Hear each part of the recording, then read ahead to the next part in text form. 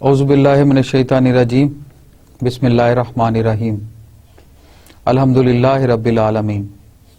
शुरू अल्लाह के नाम से, मुबारक नाम से जो सब तारीफ़ों के लायक है, रहमान है, रहीम है, करीम है, मालिक है, खालिक है, या नाफ़िउ या रहीम है, या हय्यु या क़य्यूम है, वहदहु ला शरीक है, उसका कोई सानी नहीं है। हज़ारों करोड़ों लामतनाही दुरूद व सलाम अल्लाह के प्यारे नबी के नाम कि शुक्र है उस खुदा का जिसने हमें आपका उम्मती बनाया और अल्लाह ताला में आपकी सुन्नत पे अमल करने की तौफीक दे और आप पे हज़ारों दुरूद शरीफ भेजने की तौफीक दे। Gentlemen, we are starting with the lecture 31 and as usual before starting off the lecture आपसे मैं पहले भी शेयर करता रहता हूँ कि हम शुरू में मैसेज, हमारा फॉर्मेट है कि मैं शुरू में कोई अच्छा मैसेज आपसे शेयर करता हूँ और लेक्चर के एंड पे भी अच्छा शेयर करता हूँ, शायद कि तेरे दिल में उतर जाए मेरी बात। अल्लाह ताला मुझे और आपको हमें इल्म नाफ़ी अता फरमाए और एक दूसरे के लिए कंफर्टेबल और अच्छा इंसान बनाए। आज का मैसेज जो है ये सूरह अल बकरा की आयत है, उसके मीनिंग है remember me I remember you. अल्लाह पाक कहते हैं बेशक रब्बे जुल जलाल खाल के कायनात, माल के कायनात इंसान को माँ की निस्बत 70 गुना ज़्यादा प्यार करते हैं। वो कहते हैं आप मुझे याद करें, मैं आपको याद करूँगा। वही हर गरीब व अमीर की दस्तगीरी करते हैं, वही हर गरीब व अमीर का मालिक है। वही अर्ज़क़ु मन तशाओ बगैर हिसाब, वो जिसको चाहे बेहिसाब रिस्क दे। और अगर हम उसकी नेमतों को गिनना शुरू करें तो फ़बी अलाए रब्बिकुमा तुकज़्ज़िबान, और तुम अपने रब की कौन कौन सी नेमत को जुटलाओगे। तो अल्लाह ताला हमें, अल्लाह पाक अपना एक अच्छा इंसान बनने की हिम्मत दे और हमें अपना शुक्रगुजार बंदे के तौर पे बनाए, अपना शुक्रगुजार इंसानों में शामिल करे और कम्युनिटी के लिए अच्छी तरह हुकूक अल्लाह और हुकूक इबादत अदा करने की हिम्मत दे। दूसरा मैसेज जो मैं आपसे शेयर करना चाहता हूँ वो है if the earth needs the sun for its light, अगर ज़मीन की ज़रूरत है सूरज की रोशनी, then the heart should crave the light too, और दिल को भी रोशनी चाहिए। दैट इज़ फ्रॉम कुरान, अला बिज़िक्रिल्लाह तत्मइनुल क़ुलूब, बेशक अल्लाह ताला ने दिलों का सुकून खुदा की याद में है।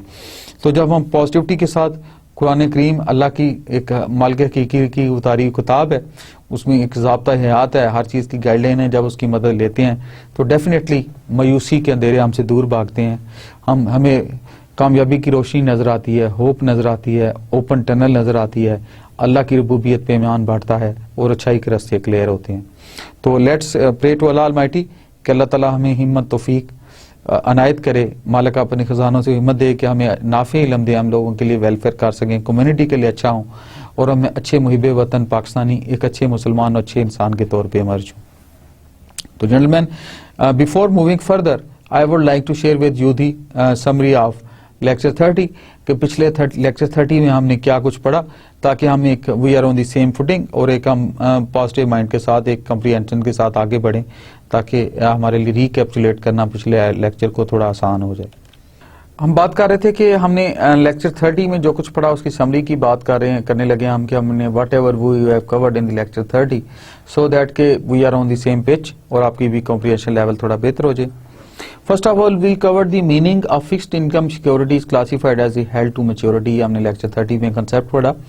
फिर उसके बाद हमने accounting for held to maturity securities in the light of the relevant accounting standards, जो भी रेलेवेंट अकाउंटिंग स्टैंडर्ड्स थे उसकी हमने पढ़ी कि जी अकाउंटिंग हेल्ड टू मैच्योरिटी क्या होती है, उनकी सिक्योरिटीज को कैसे हैंडल किया जाता है, कैसे उनकी स्टेटमेंट्स लिखी जाती है, कैसे उनको कैटर कहा जाता है फाइनेंशियल मैनेजमेंट में। Moreover, we also read the classification of investments from the intention and other perspectives. Intention और दूसरे perspective से क्या classification है different type of investments की, long term investments हैं, short term investments हैं, held to maturity investments हैं, किस level की कौन सी investment है और उसके benefits, gains या losses को किस तरह cater for करने हैं the financial statements. Then gentlemen, we also have the effective interest and amortized cost measurement concepts.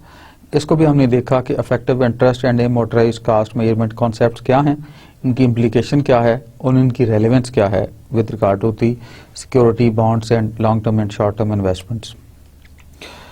Then we went through the trade life cycle of fixed income security. Fixed income security के life cycle से को पढ़ा हमने. Investment classified as the held to maturity. Held to maturity की भी हमने investments पे बात की. Then we accounting journal entries to be recorded during the different phases of the trade life cycle. Trade life cycle में different जो journal entries थी उस पे भी हमने बातचीत की. Then we also read about the illustration of the accounting for investments in fixed income securities classified as held to mature security पे बात की हमने कि कैसे उनको हैंडल करना है और फिक्स्ड अकाउंटिंग इनकी कैसे करनी है, इनके गेन्स की, इनके लॉसेस की, इनकी हेल्ड टू मैच्योरिटी लेवल पे किस तरह इनको आगे कैटर फॉर करना है. Then gentlemen, in the previous lecture we also read about the preparation of the general ledger accounts कि general ledger accounts को कैसे प्रिपेयर करना है और इनको कैसे फॉर द लॉन्ग रन आगे लेके चलना है और इनकी entries different type of entries की कैसे हर जर्नल में करनी है और फिर पार्ट ऑफ लेजर बनाना है इनको. Then we read about the preparation of income statement. Income statement कैसे प्रिपेयर होती है, बैलेंस शीट कैसे प्रिपेयर होती है after the bond investments are made. जब बॉन्ड इन्वेस्टमेंट कर दी जाती है तो इन दोनों की क्या होती है. Then we also read about the disclosure requirements for investments in fixed income security. Fixed income security में डिस्क्लोजर रिक्वायरमेंट फॉर इन्वेस्टमेंट्स क्या क्या है उनको हमने देखा और उनकी रेलेवेंस हमने देखी फॉर द लॉन्ग रन क्या है. Now we are going to start the lecture 31. इसमें बजटिंग प्रोसेस की बात करेंगे हम कि बजटिंग प्रोसेस क्या है, उसकी इम्प्लीकेशन क्या है और किस तरह उसके बेसिक कॉन्सेप्ट्स क्या हैं उस पर बात करेंगे. First of all concepts underlying the budgeting process. Budgeting है क्या? First of all will talk about the budgeting. Budgeting is the process of identifying, gathering, summarizing, and communicating financial and non-financial information about an organization's future activities. Financing and non-financing activities किसी भी organization की future के लिहाज से ये उसको deal करते हैं. Budgets are plans of action based on the forecasted transactions. जो forecasted transaction के होती हैं activities और events के base पे हैं ये. Then budgeting provides managers the opportunity to match their organizational goals with the resources necessary to accomplish those goals. जो resources चाहिए उन goals को accomplish करने के लिए क्या resources चाहिए उसकी planning, उसकी allocation और वो सब को ये deal करती. It also empowers all the organization to understand the goals in terms of their responsibilities and be held accountable for the budget plans and results since they can be compared. सबसे वो compare किया जा सकते हैं. हम बात करेंगे the master budget की बात करेंगे. A master budget consist of a set of operating budgets and a set of financial budgets that detail an organization's financial plans for specific period generally year. ये बजट जो होता है specific period के लिए होता है और आमतौर पे कल्चर है कि ये सालाना होता है.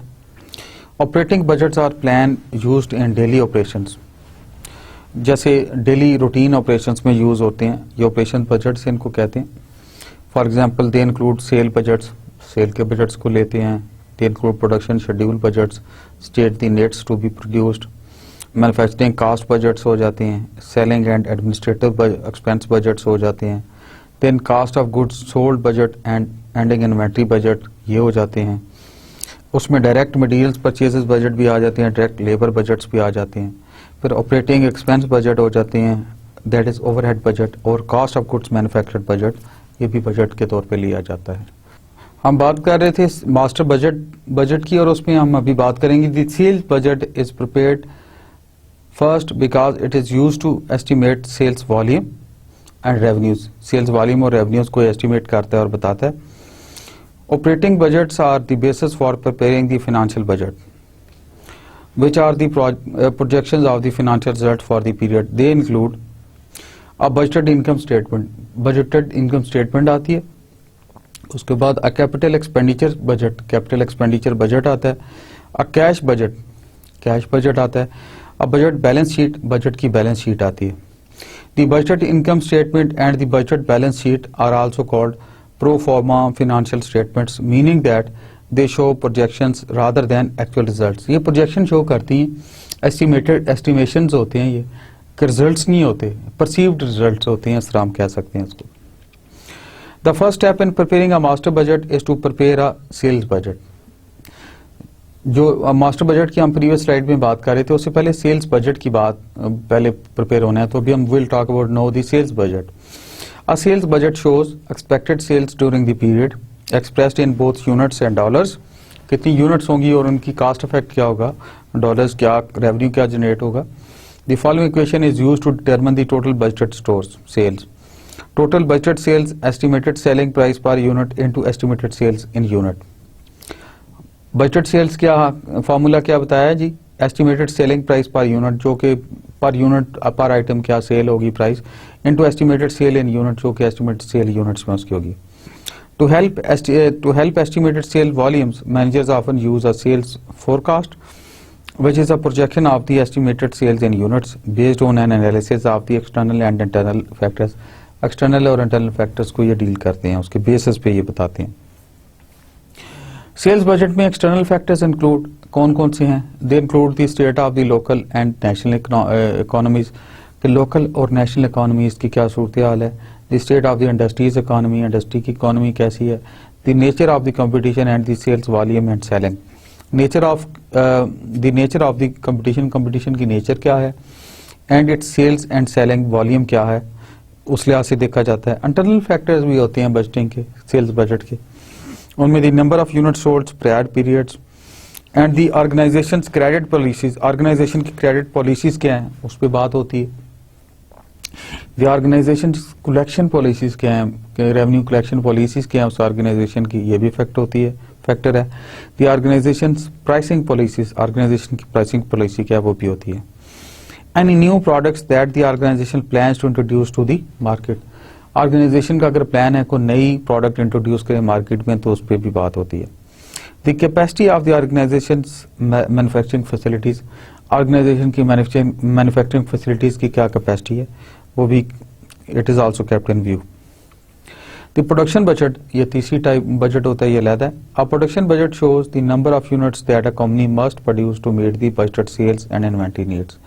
आपने बजटेड सेल्स क्या कोई आपने चार्ट किया होगा, सिमुलेट किया होगा, प्लान किया होगा, तो प्रोडक्शन बजट जो है तभी होगा अगर वो उतनी प्रोडक्शन देगा ऑन ग्राउंड, तो तभी वो सेल आउट होगी. It's a matter of common sense.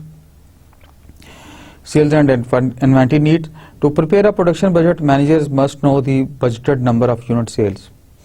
Unit sales कितनी होगी from the sales budget, ये sale budget से input आएगा इनको. And the desired level of ending finished goods squares inventory for each period in the budgeted year. कौन से time span में कितनी number of units प्रोड्यूस होनी चाहिए. The following formula identifies the production needs for each period. Her particular period के लिए, सब period के लिए ये फार्मूला लगता है. Total production units equal to the budgeted sales in units, budgeted sale in units plus desired units of ending finished goods inventory, जो भी फिनिश्ड गुड इन्वेंटरी है उसको एंड करने की है, minus desired units of beginning finished goods inventory, जो कि desired number of units है गुड्स इन्वेंटरी की, उसको देखा जाता है. The direct materials purchases budget. Direct material purchase budget क्या है वो उसको देखते हैं. The direct materials purchases budget identifies the quantity of purchases required to meet the budget production and inventory needs and cost associated with those purchases. To prepare this budget, manager must know what production needs will be each period from the production budget. They must also know the desired level of the direct materials inventory for each period and per unit cost of the direct material. उनको पता होना चाहिए कि per unit cost क्या है, material की cost क्या है और direct purchase से कितनी benefit होगा for the end product का cost production में उनको. Step 1, calculate each period total production needs in units of direct material using the following formula. ये formula use होता है total production needs in units of direct materials is equivalent to total production units, जितनी production unit है into required amount of direct materials per unit, कि जितनी unit है पर material क्या मटेरियल चाहिए होगा इनटू वो कर देंगे तो टोटल प्रोडक्शन नीड्स आ जाएगी आपकी फॉर दैट पर्टिकुलर पीरियड, क्योंकि प्रोडक्शन मैनेजर की ड्यूटी है उसको कैलकुलेट करता है वो. स्टेप 2 जो इसमें होता है, determine the quantity of direct materials to be purchased during each accounting period in the budget using the following formula. Total units of direct materials to be purchased, कितनी यूनिट्स परचेज करनी है. Total production needs of units material, total needs कितनी है, plus desired units of ending direct material, desired क्या है, minus desired units of beginning direct materials inventory, inventory के लिहाज से कितनी चाहिए. तो ये फार्मूले से उसकी क्वांटिटी ऑफ डायरेक्ट मटेरियल्स आ जाती है इस फार्मूले का यूज करते हुए जो हमने बताया। तीसरे स्टेप में ही calculates the cost of the direct materials purchasing using the following formula, cost of direct materials purchased is equal to total units to be purchased and direct material cost per unit. तीसरे end पे वो formula लगाते हुए अपना budget estimate दे देता है to the finance people. The direct labour budget, ये इस पे बात हम करेंगे।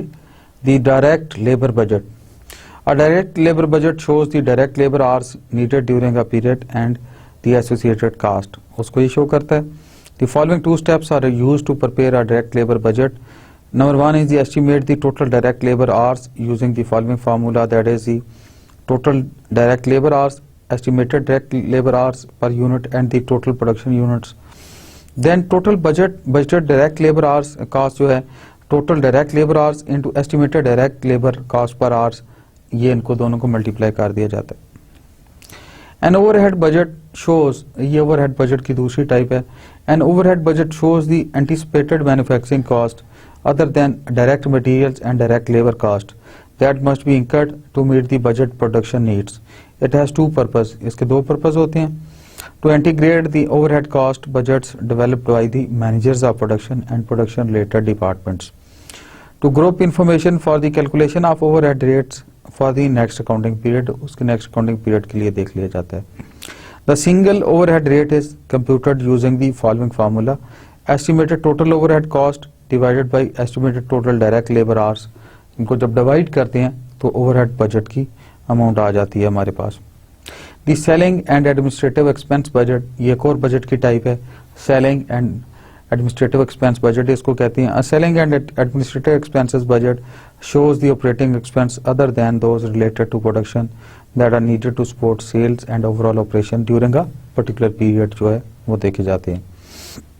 The cost of goods manufactured budget, a cost of goods manufactured budget summarizes the estimated cost of production during a period। कि estimate cost of budget क्या है during a particular period। The source of information for total manufacturing cost are the direct materials, direct labor and a overhead budget। direct material, direct labor and overhead budget ये वो होती हैं। a budgeted income statement, budgeted income statement क्या है? A budgeted income statement projects an organization's net income for a period based on the revenues and expenses estimated for that period। ये revenues और expenses हैं उस particular period के लिए जो account for किए जाते हैं। A capital expenditures budget, capital expenditure budget क्या है? A capital expenditure budget outlines the anticipated amount and timing of capital outlays for long-term assets during a period। long-term asset की value वो बताता है during a period। Managers rely on the information in a capital expenditures budget when making decisions about such matters as buying of equipment or building a new plant। जब equipment buy करना हो या new plant वगैरह लेना हो ये उसके लिए होता है। The cash budget, a cash budget is a projection of the cash that an organization will receive and pay out during a period, जो कि उस period के दौरान pay करेगी। It summarizes the cash flow prospects of all transactions considered in the master budget, जो कि master budget में consider होती हैं। The following formula is used in preparing the cash budget। cash budget में estimated ending cash balance है equivalent to the total estimated cash receipts minus total estimated cash payments plus estimated beginning of cash balance। इनको जब किया तो estimated ending cash balance आ गया। The budgeted balance sheet, ये दूसरी type है इसकी। The budgeted balance sheet, a budgeted balance sheet projects an organization's financial position at the end of a period। यानी बजट की जो financial position है organisation budgeted balance sheet का its name indicates, a budgeted balance sheet projects an organization's financial position at the end of a period, particular period के आखिर में ये उसकी financial position show कर रही है। It chooses all estimate data compiled in preparing a master budget and the final step in the budgeting process। master budget और final step दोनों को ये handle करती है। Budgeting and the management process, budgeting helps managers achieve both long term and short term। obviously अगर budgeting नहीं होगी तो long term और short term goals जो managers हैं कैसे अपने उसको goals को meet करेंगे। strategic planning is the process by which management establish the organization's long term goal। The organization's management plays a central role in coordinating the budgeting process.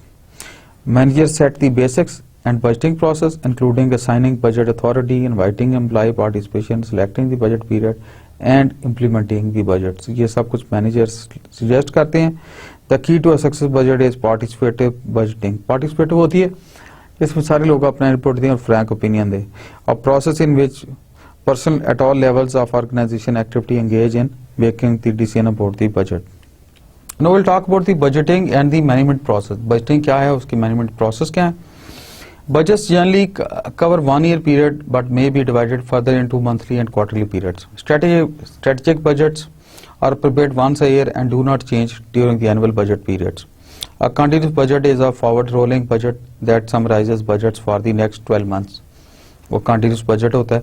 A traditional budgeting requires a manager to justify only one budget changes over the past year.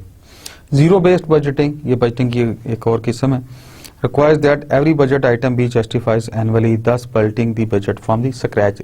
ये हर एक justification और rational भी होता है साथ साथ. The budget committee, which includes the controller and many of the organization top management, has overall responsibility for the budget implementation. उनके जिम्मे हो जाता है कि जो बजट आपने किया है, कंसीव किया, उसकी इम्प्लीमेंटेशन भी हो. बजटिंग और मैनेजमेंट प्रोसेस में अगला पॉइंट है, successful budget implementation depends on 2 factors. One is the clear communication, कि कम्युनिकेशन बहुत क्लियर होनी चाहिए, and the support of the top management. Top management की विजन भी होनी चाहिए कि हमने बजट उसी स्पिरिट में इम्पोज करने हैं जिस स्पिरिट में ये बना है.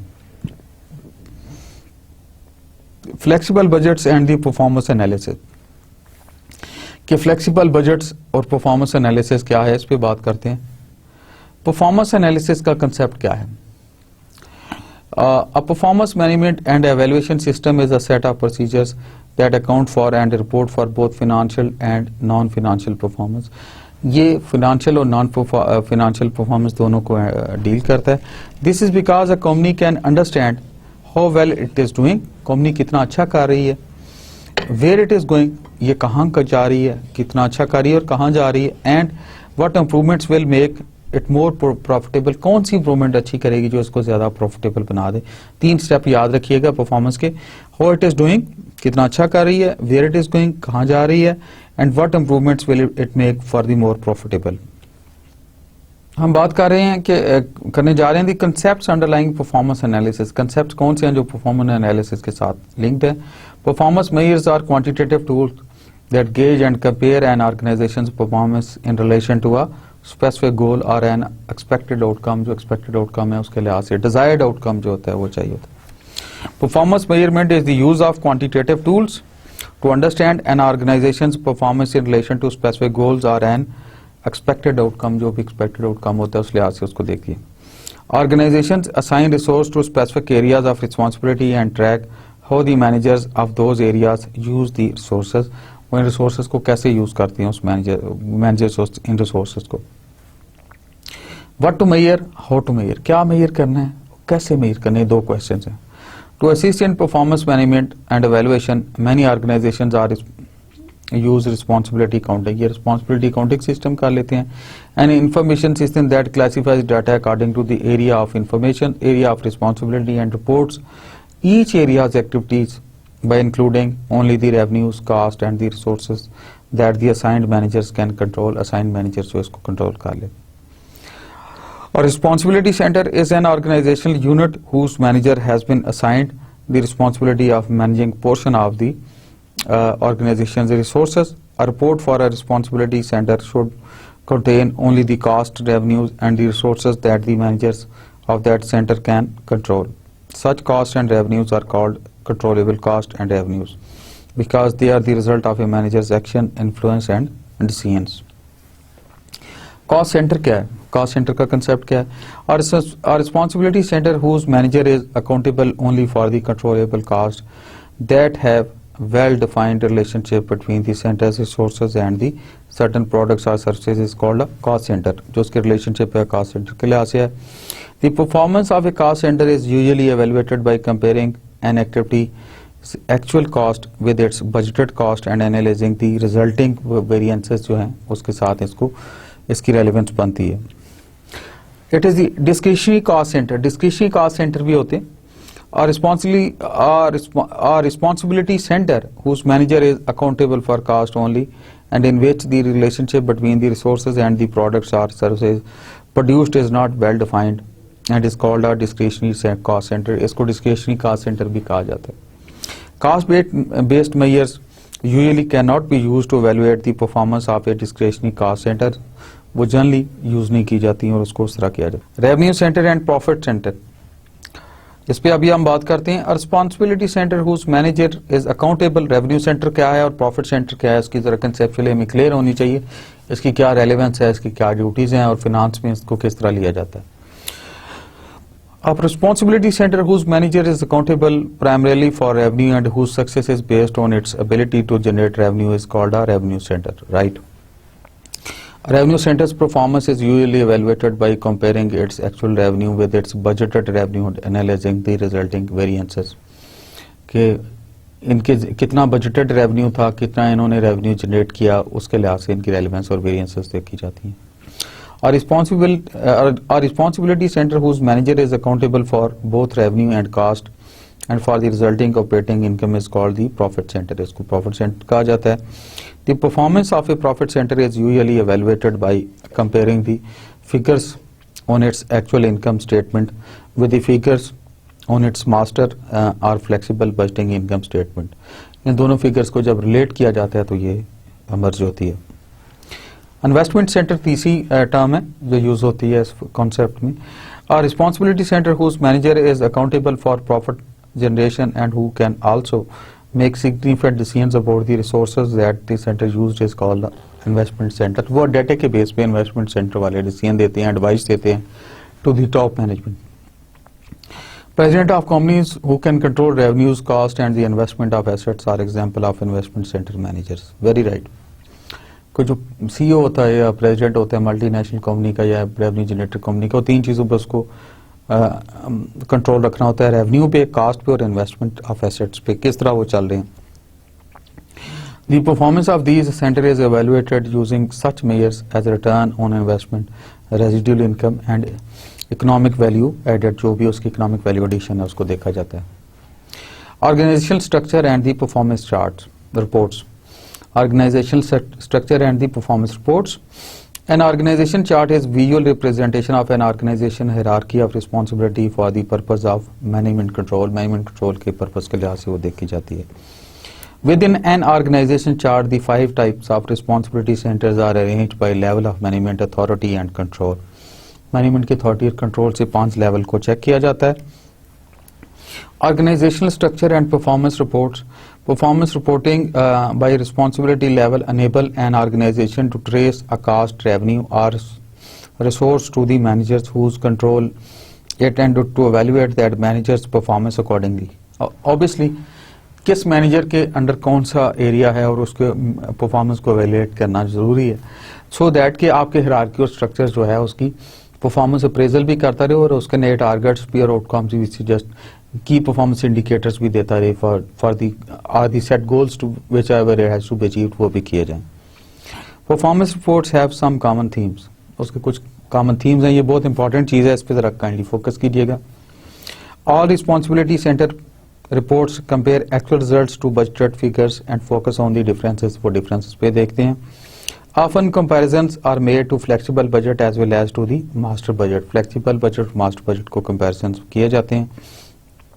Only the items that the managers can control are the included in the performance report. जो कि आप उसकी performance report लिख रहे हैं तो वही आइटम करेंगे ना जो मैनेजर्स के कंट्रोलेबल होंगे. जो बियॉन्ड कंट्रोल ऑफ मैनेजर है ऑब्वियसली वो आइटम्स नहीं होंगे.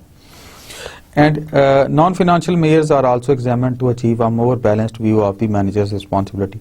बास केसेस में उसकी पर्सनैलिटी, इमोशनल मैनेजमेंट, उसकी इंटेलेक्चुअल मैनेजमेंट, ये सारी चीज़ें मेन व्यू रखी जाती हैं apart from the non financial measures, so that के मैनेजर को पता होना चाहिए कितना टैक्टफुल है, कितना वाइब्रेंट है, कितना डायनामिक है. ये सारी चीज़ें भी देखी जाती हैं.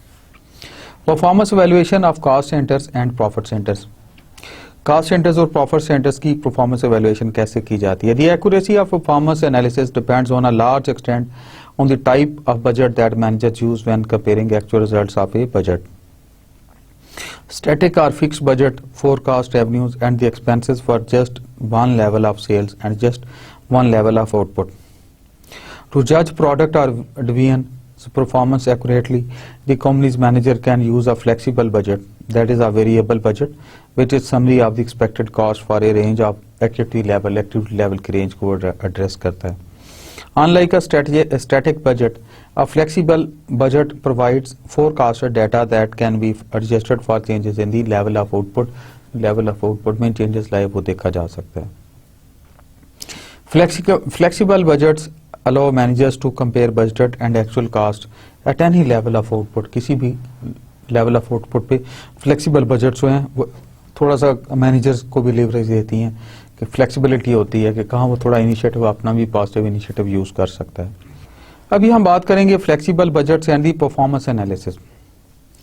Performance analysis और flexible budgets पे हम बात करेंगे.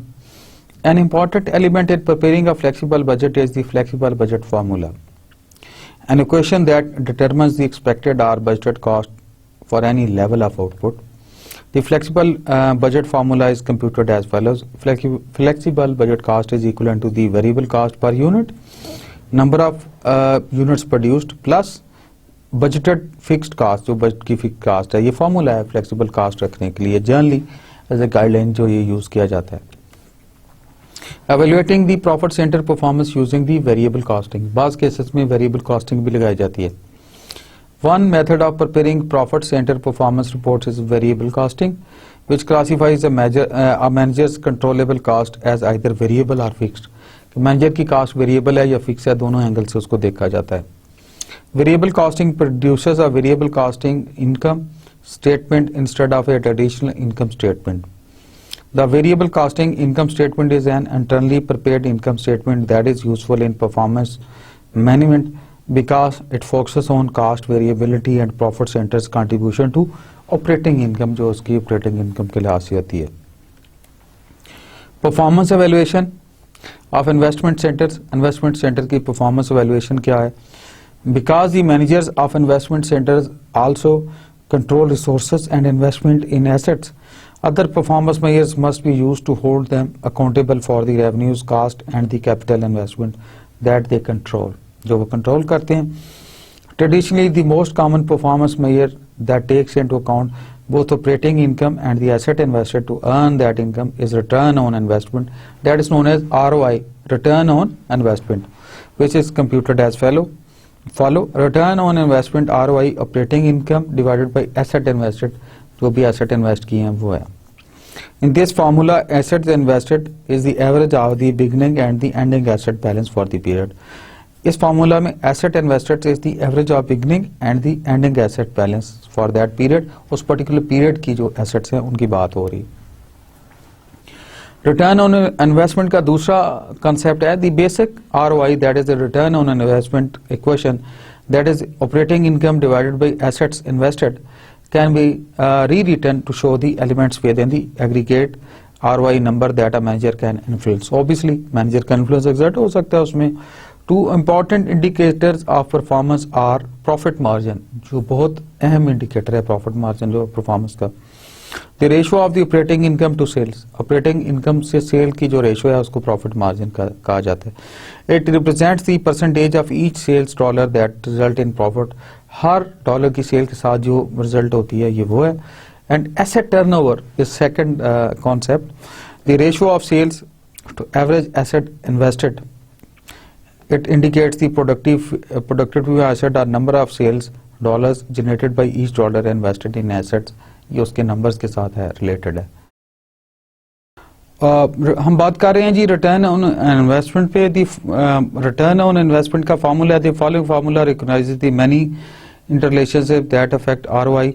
ROI is operating income oblique sales into sales oblique asset investment equal to operating income oblique assets invested. ROI का दूसरा फार्मूला है profit margin into asset turnover. ये दो डिफरेंट एंगल से ROI की जो कैलकुलेशन थी वो बताई गई है. Residual income. Residual income is another approach to evaluating the investment centers. It is operating income that an investment center earns above a minimum desired return on invested assets. Residual income is not a ratio but a dollar amount, the amount of profit left after subtracting a predetermined desired income targeted for an investment centers. It is computed as follows: residual income is equal to the operated income into desired ROI into asset turnovers. उस लिहाज से ये देखी जाती है. An asset invested is the average of the center's beginning and the ending asset balances for that particular period. Economic value addition जो है उस पर बात करते हैं. More and more business are using the shareholder wealth created by an investment center, that is economic value addition (EVA) as an indicator of performance. EVA is computed as value after tax operating income minus cost into capital into total assets minus current liabilities. इसको जब multiply करेंगे, the cost of capital is the minimum desired rate of return on an investment, such as the assets invested in an investment center. जैसे किसी investment centre में आपने वो assets को invest किया हो तो ये उसको भी डील करती है. Now we'll come to the performance measurement. अगला कंसेप्ट जो है, to be effective, a performance management system must consider both operating results and multiple performance measures such as ROI, RI and EVA. However, all three measurements are limited by their focus on short-term financial performance. To ensure a more balanced view of the business well-being, manager must collaborate to develop a group of measures such as the balanced scorecard. Balanced scorecard का भी concept ये लिया जाता है. The balanced scorecard links the perspectives of an organization's four basic stakeholder groups: financial, that is investor; learning and growth, that is employee, learning वाला भी है, growth वाला भी है; and third is the internal business process and the customer. Customer भी एक stakeholders है क्योंकि उसकी product की सारी marketing, सारी main client तो वही है. With the organization mission, vision and performance measures, strategic and tactical plans and resources, obviously. हम बात कर रहे थे प्लानिंग की, बात करेंगे अभी कि प्लानिंग का क्या रोल है. During the planning stage, the balanced scorecard provides a framework that enables managers to translate their organization's vision and strategy into the operational terms. Planning में सब कुछ सारे फैक्टर्स खुल के आते हैं कि विजन और स्ट्रेटजी को ऑपरेशनल टर्म्स में कैसे लाएंगे, ट्रांसलेट कैसे करेंगे अपनी विजन को to the practical actions. Managers evaluate the company's vision from the perspective of each stakeholder group. Her stakeholder group के लिहाज से मैनेजर उसको evaluate करते हैं. Then Performing is another area. Managers use the mutually agreed upon strategic and tactical objectives for the entire organization as the basis of decision making within their individual areas of responsibility. अपने individual areas of responsibility के लिहाज से वो देखते हैं. This practice ensures that they consider the needs of all stakeholder groups. सारे stakeholder group की वो need को address करते हैं. Improving the performance of leading indicators like internal business processes and learning and growth will create improvement for the customers, which in turn will result in improved financial performance. A lagging indicator जो कि एक lagging indicator होता है. Other point जो बड़ा conceptually हमें इस पे फोकस करना चाहिए, that is the evaluating and communicating. evaluate करना और communicate करना. Managers compare performance objectives and targets with actual results to determine if the targets were met. अगर targets meet हो रहे हैं, अगर वो targets attain हो रहे हैं तो उसलिए what measures need to be changed and what objectives need revision. साथ साथ mid course revision of targets होती रहती है और साथ साथ विजन भी चेंज होती रहती है और साथ साथ रीएलोकेशन ऑफ रिसोर्सेज भी अकॉर्डिंगली होती है. ये मैनेजर का काम है, इसलिए वो मैनेजर है, इसलिए वो प्रोजेक्ट डायरेक्टर है. A company will also compare its performance with that of similar companies in the same industry. इसको हम competitive analysis भी कहते हैं, जब एक परफॉर्मेंस की यूनिट का आप दूसरों से कंपेयर करते हैं और उसको देखते हैं. Benchmarking determines a company's competitive advantage by comparing its performance with that of its closest competitors के साथ उसके साथ कैसे कंपेयर टू इनकी परफॉर्मेंस कैसी है. Benchmarks are measures of the best practices in an industry. किसी भी इंडस्ट्री की बेस्ट मेजर्स का नाम benchmarking है. A variety of reports enable managers to monitor and evaluate performance measures that add value for the stakeholder groups. Different stakeholder groups की performance के लिए उसका जो उसका इन्फ्लुएंस है बेंचमार्किंग का काफ़ी हो जाता है. Variety of benchmarking can be set for marketing, production, investment centres, revenue generating centres, हर एक के लिए अपनी अपनी बेंचमार्किंग हो सकती है. Performance evaluation and the management process. Management process में परफॉर्मेंस एवेल्युएशन कैसे होती है, अभी हम इस पर बात करेंगे. The ways in which performance measures and evaluation supports and inform the management processes are plan. पहले प्लान किया जाता है, फिर परफॉर्म किया जाता है. फिर evaluate किया जाता है और फिर communicate किया जाता है. So remember these 4 steps. First you plan, then you perform, then you evaluate, and then obviously you communicate to all stakeholders. अभी हम बात करेंगे जी performance incentives and goals. Performance के क्या इंसेंटिव्स हैं और क्या गोल्स हैं, इस पे बात करते हैं. The effectiveness of a performance management and evaluation system depends on how well it coordinates the goals of responsibility centers, managers and the entire company. कि managers के क्या goals हैं, responsibility centers के क्या goal हैं और entire company की क्या vision है. Two factors are key to the successful coordination of goals. The logical linking of goals to measurable objectives and targets. Logical linking of goals के goals की linkage होनी चाहिए achievable targets के साथ. Second is the tying of appropriate compensation incentives to the achievement of the targets. That is performance based pay. इसको performance based pay कहा जाता है कि हर एक मैनेजर को, हर एक की स्पॉन्सर पर्सन को उसके इंडिकेटर्स, उसकी स्लैब अलोकेट कर दी जाती है उसके गोल्स और उसके बेसिस पे. Cash bonuses, awards, profit sharing plans and the stock options are common types of incentive compensations. Using stock as a reward of encourage employees to think, to act as both investors and employees. ये दोनों cases में भी double road भी दे दिया जाता है as a sense of owning and possession to the employees. Short run decision analysis and capital budgeting, ये अगला हमारा बात है. Concept underlying decision analysis. Decision analysis के क्या concepts हैं? The concept of cost benefit holds the benefits to be gained from a course of action or alternative should be greater than the cost of implementing it.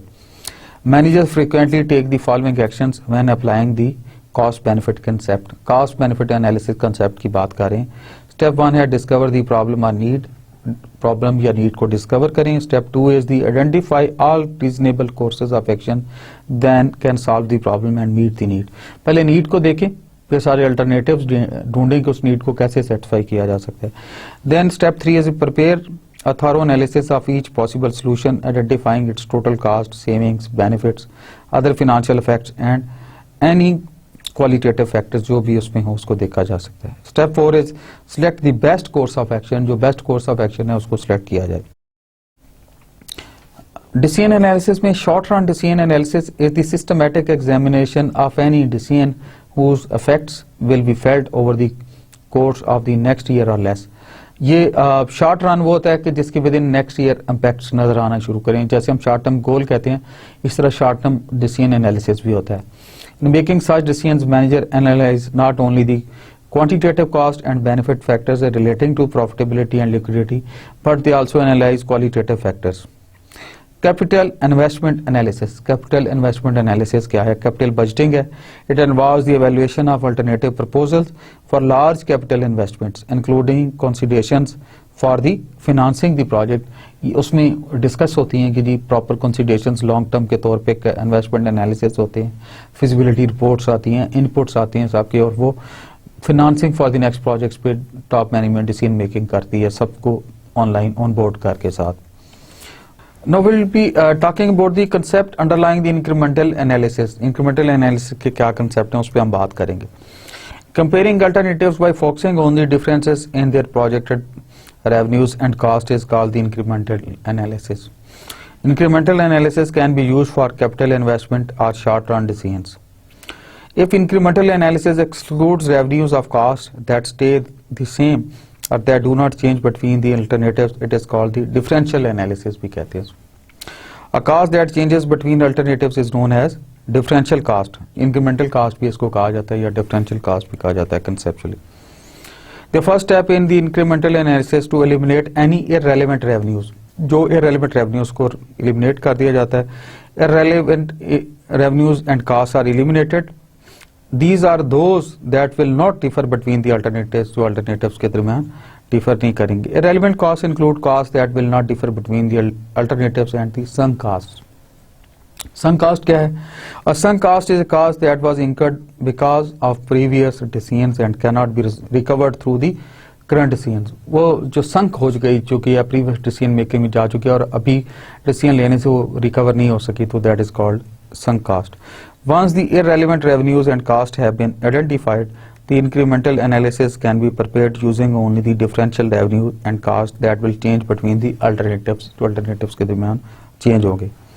Opportunity cast, ये बहुत अहम concept है, इस पर जरा focus कीजिएगा। Opportunity cost that the benefits that are fortified or lost when one alternative is chosen over another and when the choice eliminates the possibility of another course of action, जब पूरा course of action eliminate हो जाता है और एक ही आपके पास root रह जाता है। Opportunity cost often come into play when a company is operating at a near capacity and must choose which produce or services to offer. The income that might have been received from the alternative that was not chosen is the opportunity cost of the chosen alternative। जो आपने alternative choose कर लिया उसकी cost है, ये opportunity cost के तौर पे emerge होती है।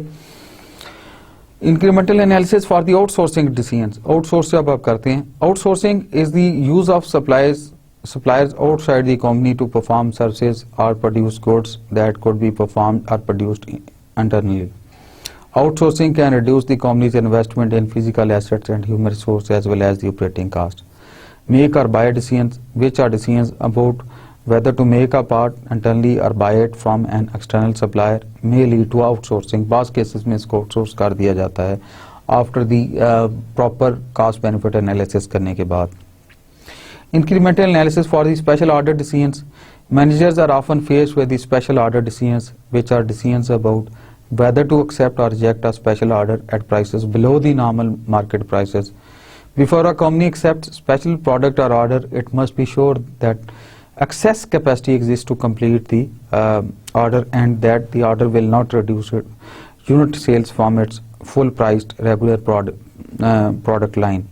In addition, a special order should be accepted only if it is maximizes the operating income। जो operating income है उसको maximize करता है। Another approach to this kind of decision is to prepare a special order bid price by calculating a minimum selling price for the special order।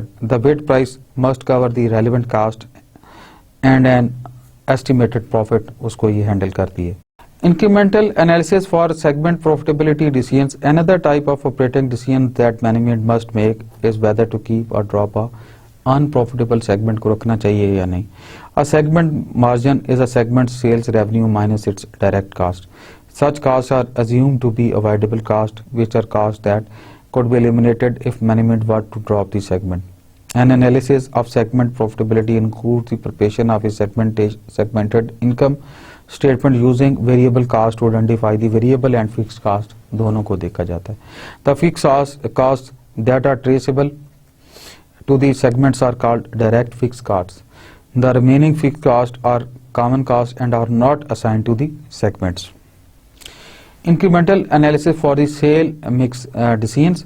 Limits on resources like machines, time or available labor may restrict the type of quantities of products or services that a company can provide। To satisfy customers' demand and maximize operating income, management must make a sales mix decision to offer the most profitable combination of the product or services। To decide on the optimal sales mix, managers calculate the contribution margin per constrained resource such as labor, machine hours for each product or service। Her service के लिए labour, machine our calculate किए जाते हैं। Sales mix analysis जो होता है, the objective of sales mix analysis is to select the alternative that maximizes the contribution margin per constrained resource। The decision analysis consists of two steps। पहला step इसमें होता है calculate the contribution margin per unit. उसका formula है contribution margin per unit is equal to the sale price per unit minus the variable cost per unit. फिर उसका step 2 है calculate the contribution margin per unit to the constraint resource, जो उसके constraint resource के लिहाज से होते हैं। इसका formula as shown on this slide.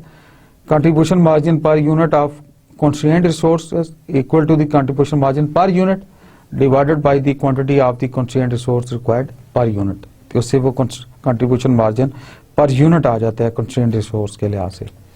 हम बात कर रहे अभी करेंगे इंक्रीमेंटल एनालिसिस ऑफ सेल और process further decisions. Some companies offer products that can either be sold in basic form or be processed further and sold as more refined product के तौर पे। A sell or process further decision is a decision about whether to sell a joint product or a split of point or sell it after further processing। Joint products are two or more products made from the common material process that cannot be identified as separate products during some or all of processing। Only at a specific point called the split of point do joint products become separate and identifiable? At that point, a company may choose to sell the products or process further. वो company उस लिहाज से choose करती है. Sell or process further analysis. The objective of sell or process further decision is to select the alternative to maximize the operating income. The decision analysis entails calculating the incremental revenue. Incremental revenue का formula जैसे दिखाया गया ये है. और अगर incremental revenue greater हो incremental cost से, then a decision to process the product or service further would be justified. और अगर वो कम हो, a decision to sell the product or service at a separate off point would be in order. उस लिहाज से इस फॉर्मूले के तहत फाइंड आउट करके उसको देखते हैं. The common cost shared by 2 और more products before they are split off are called joint cost. उसको जॉइंट कॉस्ट के नाम से जाना जाता है. कैपिटल इन्वेस्टमेंट को कैसे एनालाइज करते हैं? कैपिटल इन्वेस्टमेंट वो हैं decisions about when and how much spend on the capital facilities and other long term projects पे कितना आपने और कब आपने इन्वेस्ट करना है, ये उसको डील करते हैं. Capital investment analysis, capital budgeting भी इसको कहते हैं. It is the process of identifying the need for capital investment, analyzing course of action to meet that need, choosing the best alternative and allocating the funds among competing needs. It follows 6 key steps. 6 key steps हैं वो हम देखते हैं. पहले step में identify capital investment needs. दूसरे step में prepare formal request for the capital investment. तीसरे स्टेप में कंडक्ट अ प्रिलिमिनरी स्क्रीनिंग. चौथे स्टेप में फिर आप establish the acceptance rejection standards. पांचवें स्टेप में एवेलुएट प्रपोजल्स और छठे स्टेप में make capital investment decisions. And पे वो किया जाता है. The minimum rate of return on investment. Most company set minimum rate of return on investment to guard their profitability, and the capital expenditure proposal that fails to produce that rate of return is automatically refused. The minimum rate of return is often called a hurdle rate because it is the rate that must be exceed or hurdled. ये वो jump off point है जिसको exceed किया जाना चाहिए. और if return from a capital investment falls below the minimum rate of return, the funds can be used more profitably and more another part of the organization. If there are too many proposals to fund adequately, managers must rank the proposals according to their rate of return and begin a second selection process. एक बहुत अच्छा concept है जो आपको इस पे clear होना चाहिए. That is the net present value method. It evaluates the capital investment by discontinuing the further cash flow out to their present value and subtracting the amount of their initial investment. ये net present value is equal to the present value of future net cash flows minus cost investment. ये बहुत सारे financial decision में net value जो net present value method है इसको use किया जाता है और इस पे फिनेंशियल डिसीजन लिए जाते हैं. The payback period method दूसरा है. If two investment alternatives are being studied, management should choose the investment that pays back its initial cost in the shorter time. कि वो फिर मैनेजमेंट के लिए एक आसान हो जाता है कि पे बैक पीरियड जो शॉर्टर होता है उस पर आता है. द पे बैक पीरियड इज कंप्यूटेड. उसका फॉर्मूला जैसे दिया गया, ये पे back period is equal to the cost of investment divided by the annual net cash inflows जो है उसको डिवाइड करते हैं तो पे बैक पीरियड निकल आता है. अच्छा, फिर उसके बाद unique annual net cash flows, unequal annual net cash flows क्या होती हैं इसको देखते हैं. If a proposed capital investment has unequal annual net cash flows, the पे back period is determined as follow. अगर अनइक्वल कैश फ्लोज हों तो उस केस में ये फॉर्मूला लगता है जो इस स्लाइड पे दिखाया गया है कि पे back period is equal the cost of investment minus unequal annual net cash flows.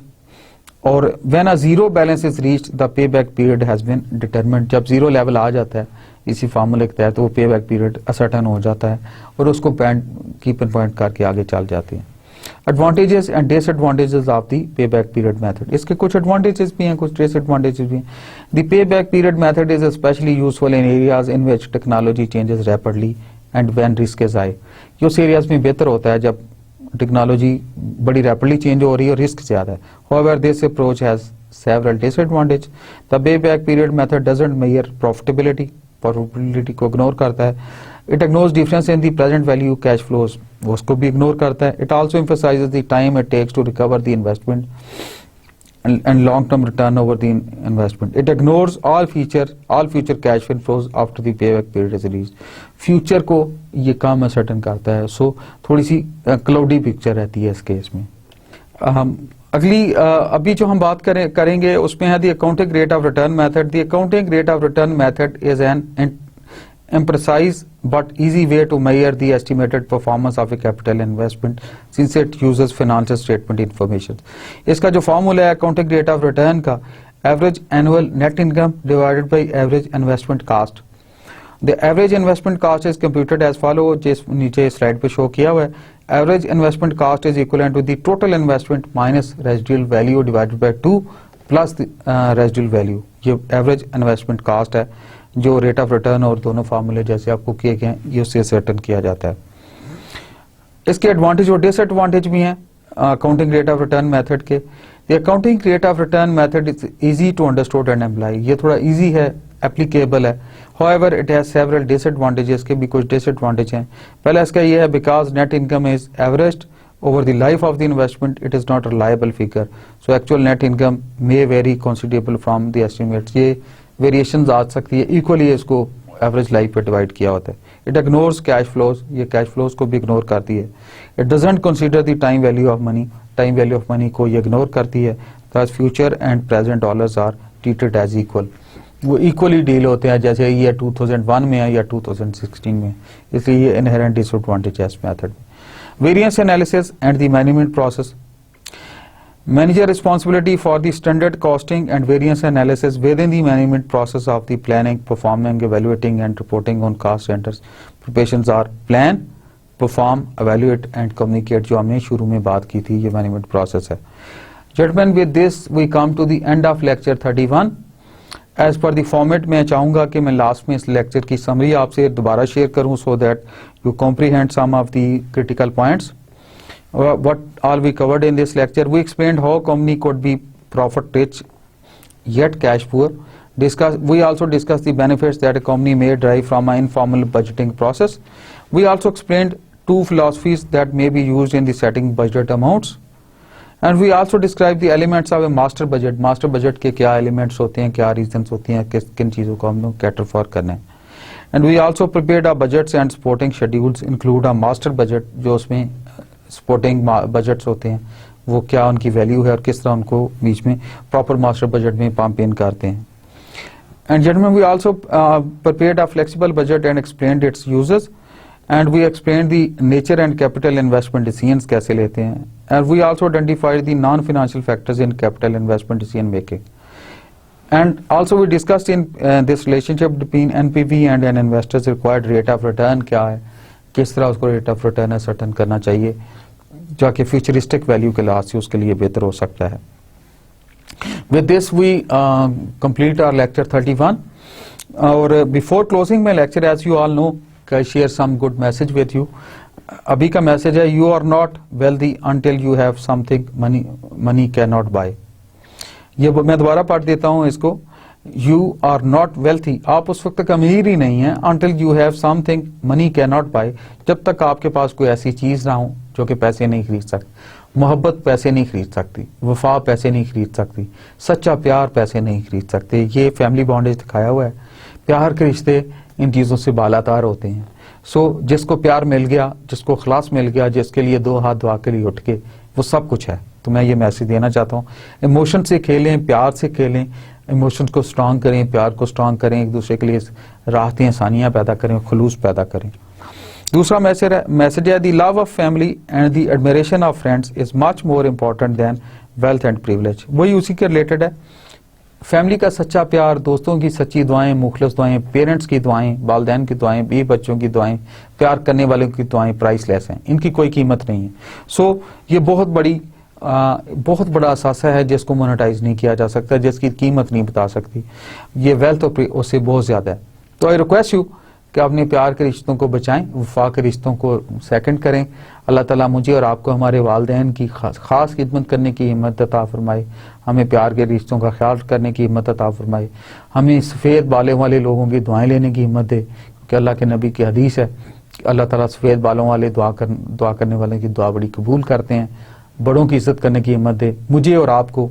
अल्लाह ताला स्वयं अपनी ज़ात के किसी का मोहताज ना करे और कायनात में स्वयं अपनी ज़ात के किसी का मोहताज ना करे और हमारे दिल की दुआएं उसी तरह कबूल करे। तो थैंक यू वेरी मच। अल्लाह हाफिज़, फ़ी मान अल्लाह। अस्सलाम वालेकुम।